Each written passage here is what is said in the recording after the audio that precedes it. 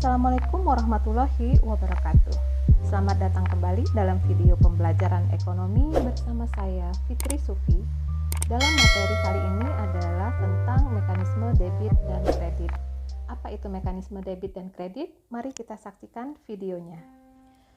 Dalam menyusun sebuah laporan keuangan, kita akan melewati 3 tahapan yang tertuang di dalam siklus akuntansi namanya, di mana tahap-tahapan itu adalah tahap pencatatan, tahap pengikhtisaran, dan tahap pelaporan.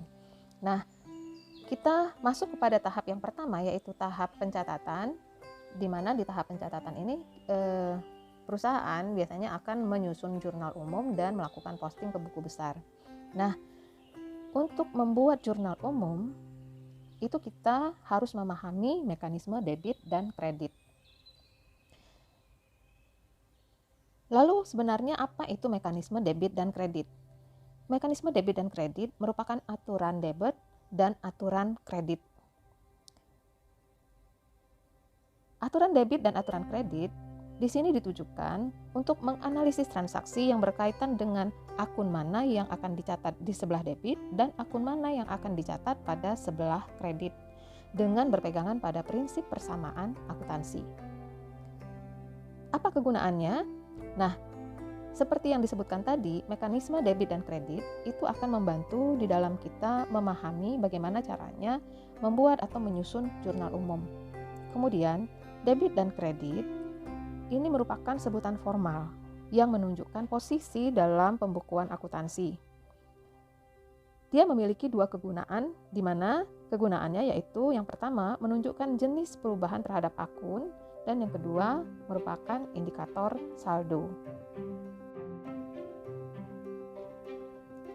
Pada pembahasan video kita sebelumnya, kita sudah pernah membahas tentang persamaan akuntansi, di mana aktiva sama dengan pasiva.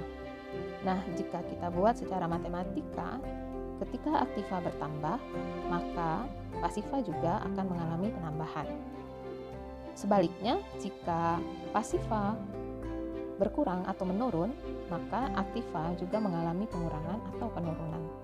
Nah, sekarang jika kita sepakat bahwa pencatatan debit di sebelah kiri dan kredit di sebelah kanan, maka bisa kita simpulkan aturan debit dan kredit itu sebagai berikut ini. Kita lihat di bawahnya, di mana ketika aktiva bertambah, itu posisinya ada di sebelah debit, dan ketika aktiva berkurang, maka posisinya di sebelah kredit. Nah, begitupun dengan pasiva. Ketika pasiva bertambah, posisinya di sebelah kredit, dan ketika pasiva berkurang, posisinya di sebelah debit.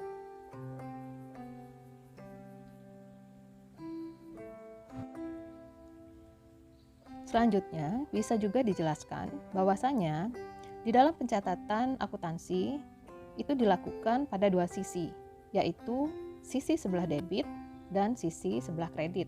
Dalam pencatatan transaksi apapun, kedua sisi ini selalu digunakan dan menunjukkan hasil yang selalu seimbang. Pada pencatatan sebuah akun dalam akuntansi, debit menunjukkan sisi sebelah kiri, sedangkan kredit menunjukkan sisi sebelah kanan. Adapun nama-nama akun yang saling berpengaruh terhadap debit dan kredit itu ada 5 kelompok, yaitu kelompok harta, kelompok hutang, kelompok modal, kelompok pendapatan, dan kelompok beban. Nah, kelompok-kelompok ini kemudian dinyatakan dalam sebuah persamaan akuntansi, yaitu aktiva sama dengan pasiva, di mana aktiva itu sama dengan harta, sementara pasiva ini adalah menunjukkan posisi utang dan modal perusahaan yang dipengaruhi juga oleh adanya pendapatan dan beban. Sedikit ingin mengingatkan kita bahwasanya dalam akuntansi dan keuangan, pasiva ini disebut juga sebagai liabilitas karena menunjukkan suatu pengorbanan secara ekonomi sebagai akibat dari adanya kegiatan usaha yang dilakukan oleh perusahaan. Nah, pengorbanan ekonomi ini merujuk pada makna munculnya kewajiban-kewajiban dalam akuntansi. Selain itu, pasiva juga menggambarkan posisi utang dan modal yang dimiliki oleh perusahaan, baik itu utang jangka pendek dan utang jangka panjang, ataupun modal sendiri ataupun modal yang diperoleh dari pinjaman atau utang pada pihak-pihak lainnya.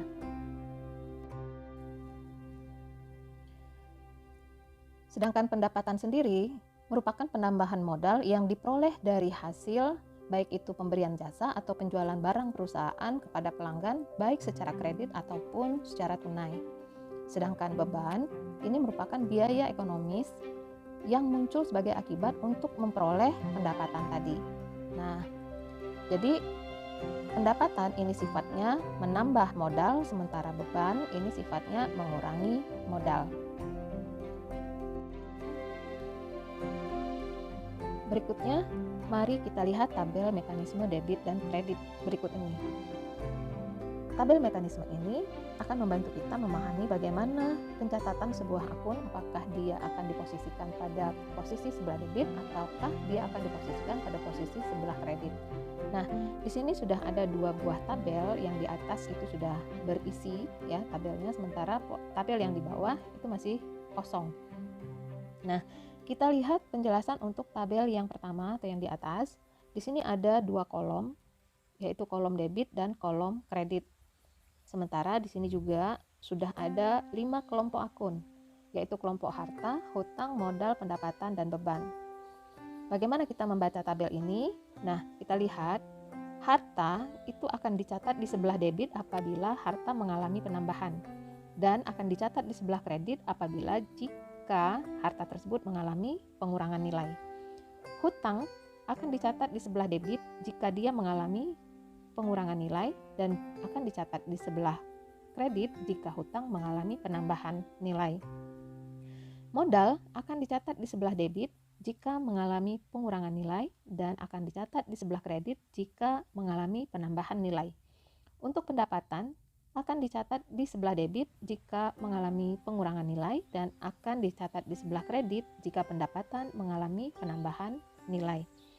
Sementara untuk beban akan dicatat di sebelah debit jika nilainya bertambah, dan akan dicatat di sebelah kredit jika nilai beban berkurang. Nah, ini adalah bagaimana cara kita membaca tabel yang pertama ini. Selanjutnya, di sebelah kanan kita, di sini ada penjelasan yang merujuk pada tabel yang ada di bawah. Nah, ini ya penjelasannya. Untuk pemahaman tabel dengan judul kolom yang berbeda. Kalau di atas itu menunjukkan kolom debit dan kredit, kalau tabel yang di bawah ini menunjukkan adanya penambahan dan pengurangan nilai. Lalu, sesuai dengan yang dipaparkan di samping ini, kita akan menulis di sini ya. Jika harta mengalami penambahan, maka akan ditulis di sebelah debit. Dan jika harta mengalami pengurangan nilai, maka akan ditulis di sebelah kredit. Jika hutang mengalami penambahan, maka akan dicatat di sebelah kredit. Dan jika hutang mengalami penurunan nilai, akan dicatat di sebelah debit. Jika modal mengalami penambahan nilai, akan dicatat di sebelah kredit. Dan jika modal mengalami pengurangan nilai, akan dicatat di sebelah debit. Sementara untuk pendapatan, jika bertambah nilainya akan dicatat di sebelah kredit, dan jika pendapatan mengalami pengurangan nilai akan dicatat di sebelah debit. Yang terakhir untuk beban, jika beban mengalami penambahan nilai akan dicatat di sebelah debit, dan jika mengalami penurunan nilai akan dicatat di sebelah kredit. Nah, silahkan Ananda pilih mana yang membuat Ananda bisa dengan mudah memahami tabel ini. Boleh menggunakan tabel yang pertama yang di atas, boleh juga menggunakan tabel yang di bawah.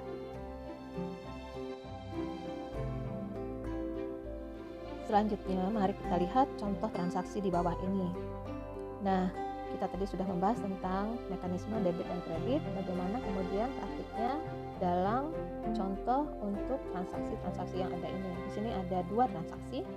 Transaksi yang pertama yaitu transaksi yang melibatkan 2 akun, dan transaksi yang kedua yaitu transaksi yang melibatkan 3 akun. Kita lihat contoh yang pertama.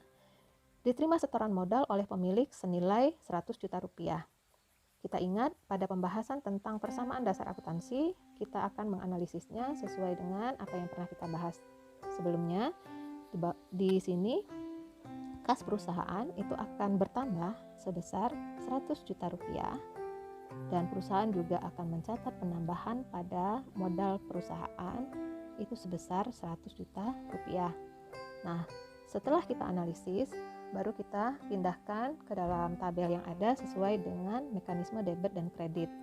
Kas, karena kas merupakan bagian dari harta, ketika dia bertambah maka akan kita catat di sebelah debit sebesar 100 juta rupiah.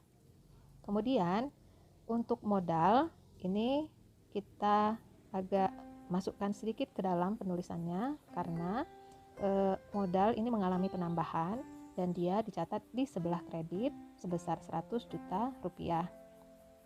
Kenapa penulisannya dibedakan? Karena kita akan melihat bagaimana perbedaan penulisan antara posisi debit dan posisi kredit.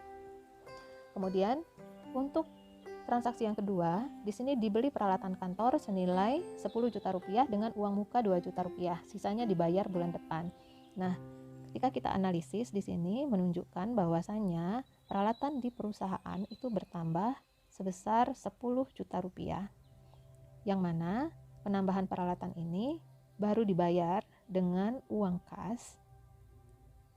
Berarti kas di perusahaan berkurang itu sebesar 2 juta rupiah. Dan kemudian sisanya dibayar bulan depan, itu artinya perusahaan memiliki hutang. Hutang di perusahaan bertambah sebesar 8 juta rupiah.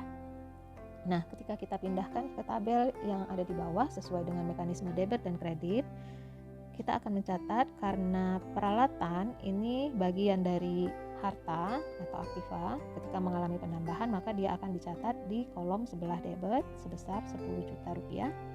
Kemudian ketika kas berkurang, karena kas bagian dari harta, ketika harta mengalami pengurangan, maka dia akan dicatat di sebelah kredit sebesar 2 juta rupiah. Dan ketika hutang bertambah, sesuai dengan mekanisme debit dan kredit, ketika hutang bertambah, dia akan dicatat di sebelah kredit sebesar 8 juta rupiah. Nah, dengan demikian selesai sudah kita melakukan analisis terhadap mekanisme debit dan kredit atas dua transaksi ini. Kita lihat posisi antara debit dan kreditnya di sini sama-sama sudah seimbang. Nah, dengan penjelasan dua transaksi ini, maka berakhir sudah penjelasan kita tentang mekanisme debit dan kredit.